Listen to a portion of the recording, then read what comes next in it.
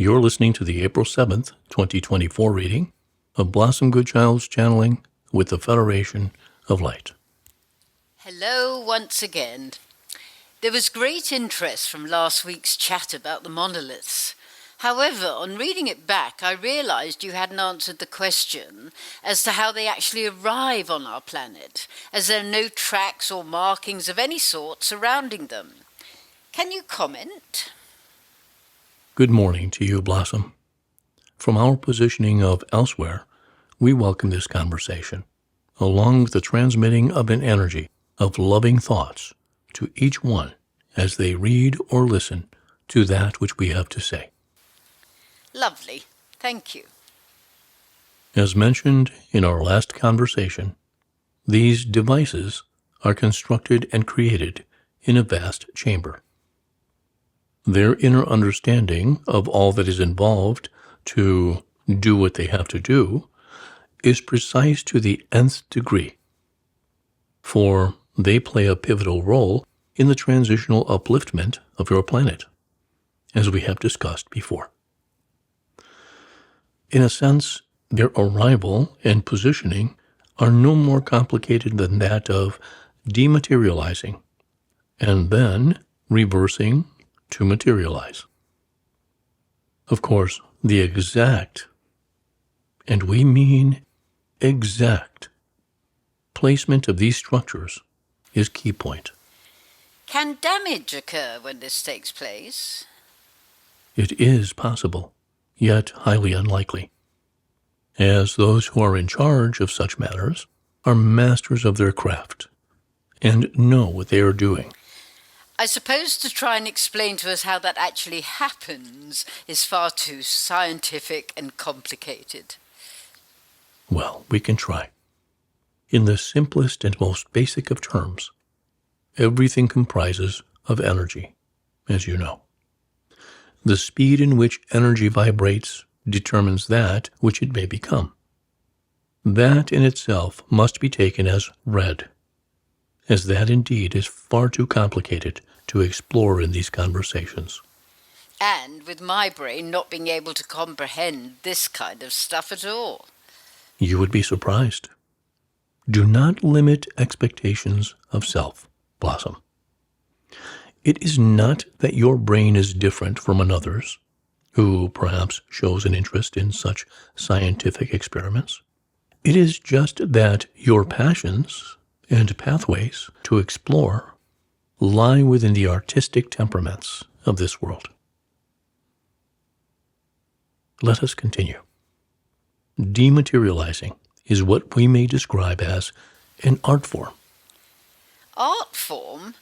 I'm surprised at that terminology. In that we mean that once a particular know-how is complete, it is then worked upon in order to... You're struggling to find the word, and I'm struggling to receive it. perfect it. Yay, we got there. Such a simple word that we couldn't get through. Fascinating. So, the fine-tuning allows the decomposition of matter to then reform in the precise energetics from which it derived, using coordinates to the utmost delicate precision for it to present itself, where it has been programmed to sit. Keeping in mind that atmospherics, etc., have to be taken into consideration for such a feat to happen. To decompose and then compose once again is far easier to complete on board than for the structure to arrive safely and undamaged on another planet. I cannot begin to imagine. We cannot explain in fullness how this takes place. For as we say, the technical expertise is beyond the understandings of that which we could portray to you in words.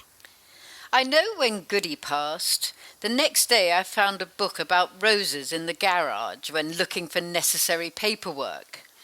Without question, it had materialized. For in our 25 years together and moving many times, this book was not in our keeping. We had decided that roses was our code for communication. The book, when picked up, opened on a chapter titled A Rose from Another World. Such proof. I'm guessing it's the same principle of materializing into existence as something as huge as the monolith. This is correct, Blossom. Although, obviously, the book is far less complicated. Yet, definitely the same principle. Your goodie, Whoa, gets me every time. Carry on. I'm good to go. your goodie had such a strong and powerful desire to reach out to you, to let you know he had arrived and was in fine form, that he was able to, with the help of those more experienced in these matters, source that particular book on the planet, and through direct thought and understanding by the elders of the how-to presented on the table for you to discover. How did he know I would have to search for the papers in order to find the book? How did it fall open on that chapter, which the opening sentence said, "My wife, who was a spiritual healer"? I mean, what are the chances? Is not life and all its miracles the most spectacular thing, Blossom? You see, when you are in alignment with yourself, everything will flow in your favor. Goody had designed that scenario to take place. And because through your love for each other and your acceptance of what is, Blossom, Goody's desire of how it should all work out fell into place. Yet to fall open on that page, I mean, that is miraculous. Blossom, miracles are all around. One simply has to be in tune, energetically, to receive them. I feel sure many would like you to share how we get into alignment with ourselves. Do you mean with ourselves or with all that is? Blossom, you are all that is. I knew you were going to say that.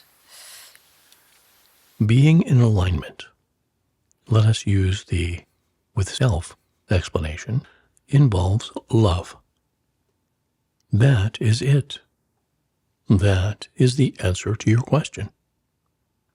Let each one now, in this moment, ask the self, how much do you love me?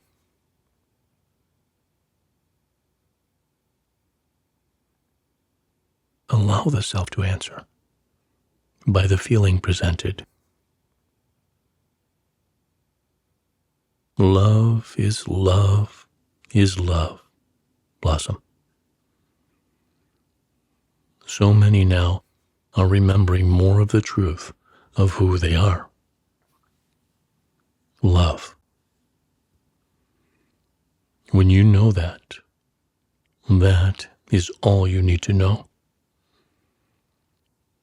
Be that love. Live that love. Feel that love. Present that love from within, without.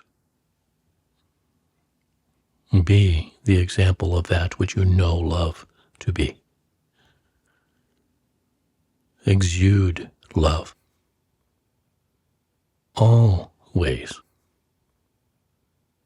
Understand love. Can I interrupt? Understand love? That's an interesting one. Can you go deeper on that one, please? In order to understand love, you have to feel it. Love does not have words. Love is wordless. Yet to understand it, By feeling love. On, in, of, as, through, all levels and degrees of itself. It gives you an understanding of who it is. Who love is? Who love is? Who is love? You. Oh, silly me. I should have known that answer. Yet it is not only you, it is everything. Everything. Breathe with us now, Blossom.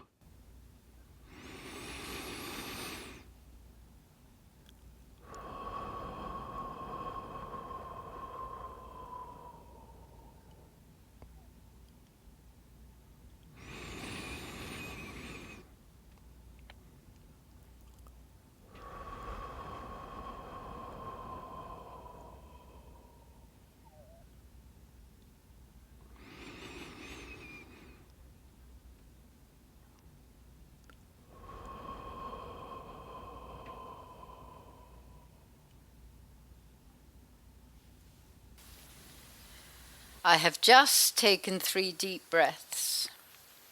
Now repeat and inwardly say, I am love. I am love. I am love.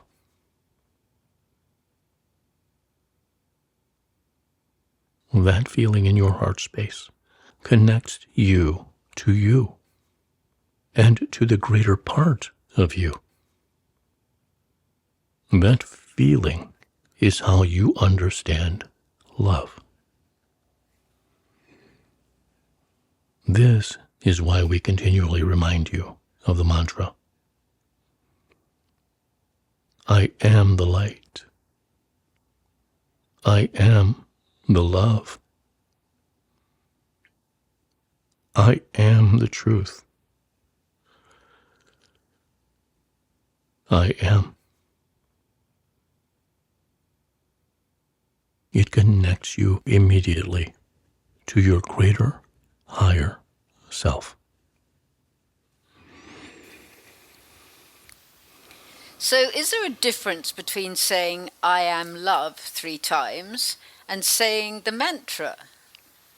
Yes, in that the coding of the mantra is designed to activate different senses of higher knowing. I'm surprised that saying I am love 3 times is not as powerful. We did not say it is not as powerful, Blossom. It accesses a different trigger, for want of a better word. Please keep in mind that words are words. Each word, each letter, carries a different vibration. Each different word, when mixed with another, creates a different energetic vibration. Yet, most importantly, is the intention from the heart that carries the effect of that which is being said. In your world, you have created what you call swear words, which are expressed when one is perhaps angry or surprised, etc. Swear words are used incessantly and unnecessarily. Yet one needs something to express verbally how one feels. This we have come to understand. However, that same swear word, when used through surprise and laughter, carries a completely different vibrational energy because of the intention of which it was expressed. Intention. Intention. Intention. May your intention of every thought, word, action, and deed be one coming through as of love. When this is mastered through diligence, vigilance, and understanding of love, change within self occurs. Imagine, dearest souls, your world and all upon and within, conducting every breath of life in this way. Oh, wouldn't it be lovely? It will be. That was a cool conversation, guys. Thank you so much. It is always our delight, honor, and pleasure to serve. Ditto. In gratitude and loving service, I am.